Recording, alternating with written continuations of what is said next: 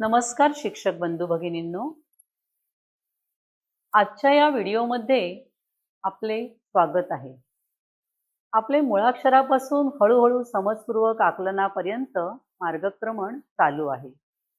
आज आपण मजकुरातील विरामचिन्हांची दखल विद्यार्थी घेतो या वाचन स्तर 5 कडून आपण आता वाचन स्तर 6 कडे जात आहोत. वाचन स्तर 6 ची व्याप्ती विचारात घेता महत्त्वाचे मुद्दे आपण आज पाहणार आहोत. परिचित शब्दांचे वाचन करण्यास प्रवृत्त करणे, 2 ते 3 शब्दांचा समावेश असलेल्या छोट्या वाक्यांचे वाचन करता येणे आणि विरामचिन्हयुक्त वाक्यांचे वाचन करता येणे म्हणजेच स्तर 6.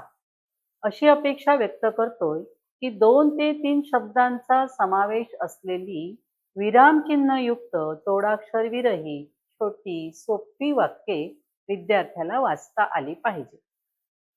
यासाठी मर्यादा आहे की यामध्ये जोडाक्षरी शब्दांचा वापर टाळणं गरजेचं आहे, कारण स्तर 7 मध्ये जोडाक्षरी शब्द असलेल्या वाक्याचे वाचन अपेक्षित आहे. या कृतीचं वैशिष्ट्य असे आहे की आपल्या कृती निश्चितीमध्ये वाचन स्तर 5 आणि वाचन स्तर 7 यांचा मध्य काढलेला आहे. आणि या कृतीचं वैशिष्ट्य असं आहे की वाक्यपट्ट्यांचं वाचन विद्यार्थी करणार आहे, परंतु शोधण्याची कृती मात्र त्याचे मनोरंजन करणारी आहे. आणि म्हणून या मनोरंजक पद्धतीने वाक्यपट्टी शोधून वाचन करण्याच्या कृतीला आपण नाव देऊया खजिना शोध. आणि आता आपण जाऊया प्रत्यक्ष त्या कृतीकडे. चला तर मग कृती समजून घेऊया. कृती क्रमांक 1. शिक्षक 2-3 परिचित शब्दांसह आणि विरामचिन्हयुक्त तसेच जोडाक्षर रहित शब्दपट्ट्या बनवितात. शब्दपट्टीवरती इयत्ता 1च्या पुस्तकातील किंवा इयत्ता 2च्या पुस्तकातील शब्दांचा व विरामचिन्हांचा वापर करण्याचा खबरदारी शिक्षकाने घ्यावी. यानंतर शिक्षक प्रत्येक पट्टी फलकावर लावतात किंवा लिहितात. यानंतर विद्यार्थी ती पट्टी स्वतः वाचून दाखवतील. शिक्षकांच्या मागून त्या पट्टीचं वाचन करतील. साहजिकच या ठिकाणी पट्टीवरील वाचन दोनदा होईल. शिक्षक वाचन पूर्ण झाल्यानंतर त्या सर्व पट्ट्यांच्या मागील बाजूस संकेतस्थळ दर्शवणारा शब्द टाकतील. प्रत्येक पट्टीवर असलेल्या संकेत शब्दाने दर्शवलेल्या स्थळाच्या ठिकाणी विद्यार्थ्यांच्या अपरोक्ष ती पट्टी लपवून ठेवली जाईल. प्रत्येक वाक्यपट्टीच्या मागे लिहिलेला संकेत शब्द असेल. पहिला संकेत शब्द शिक्षक स्वतः उच्चारतील. यानंतर ती वाक्यपट्टी विद्यार्थी शोधतील. विद्यार्थ्यांनी वाक्यपट्टी शोधून ते स्वतः प्रकट वाचन करतील. एकदा मोठ्याने वाचन करतील. विद्यार्थी त्यांच्या मागून प्रकट वाचन करतील. अशा प्रकारे एकाच पट्टीचे वाचन सलग 4 वेळा होऊन जाईल. फलकावरती शिक्षकाने वाचलेले आणि विद्यार्थ्याने म्हटलेले तसेच विद्यार्थ्यांनी वाचलेले आणि इतर विद्यार्थ्यांनी म्हटलेले असे 4 वेळा वाचन या ठिकाणी होऊ शकते. शिक्षक विद्यार्थ्यांच्या हातात घेतलेल्या व वाचलेल्या पट्ट्यांच्या मागील बाजूस संकेत शब्द विद्यार्थ्याला पाहण्यास सांगतील. विद्यार्थी प्रथम त्या शब्दाचे उच्चारण करेल. 2 नंबरचा विद्यार्थी किंवा शिक्षकाने सूचित केलेला दुसरा विद्यार्थी त्या संकेत शब्दाच्या स्थळी पोहोचेल. त्या ठिकाणी वाक्यपट्टीचा शोध घेईल.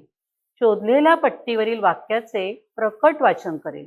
त्यानंतर इतर विद्यार्थी पुन्हा त्या विद्यार्थ्यामागून वाक्यपट्टीचे अनुवाचन करतील.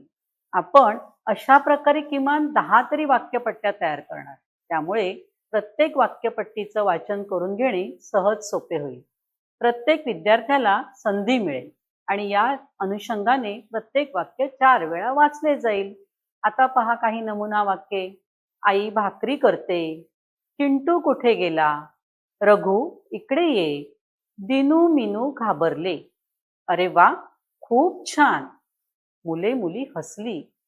तारे जवळ बसा. तारीख वार शोधा. परिपाठाला चला. खेळा नाचा शिका. या कृतीचे फायदे काय होतील पहा. वाक्यामध्ये असलेल्या विरामचिन्हांचा वापर सहजगत्या होऊन जाईल. कृती वाक्यांच्या प्रमाणात किंवा विद्यार्थ्यांच्या प्रमाणात कोणत्याही वेळी कितीही वेळी करता येईल. प्रसंगी स्वयंअध्ययन या खेळातून घडवून आणता येईल. हीच कृती विद्यार्थी गटांतर्गत सुद्धा होऊ शकते.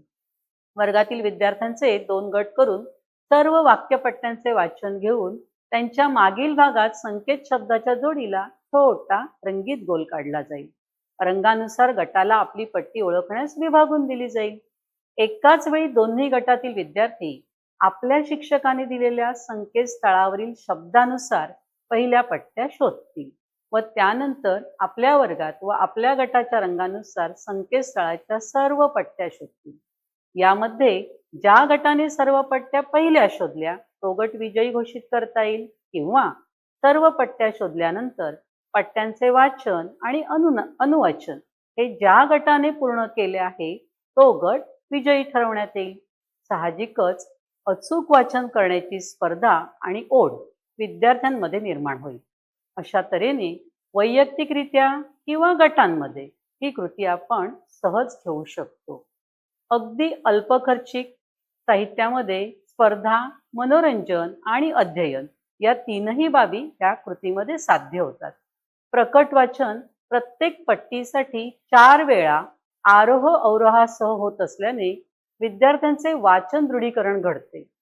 तर 7 मधील जोडाक्षरयुक्त शब्दांचे वाचन करण्याचा आत्मविश्वास विद्यार्थ्यांमध्ये निर्माण होतो. म्हणून सर्व शिक्षकांना विनंती राहील की या वाचन कृतीचा वापर तुम्ही तुमच्या अध्यापनात जरूर करा. आपल्या कल्पकतेची जोड देऊन यात अधिक आनंद निर्माण करा. धन्यवाद.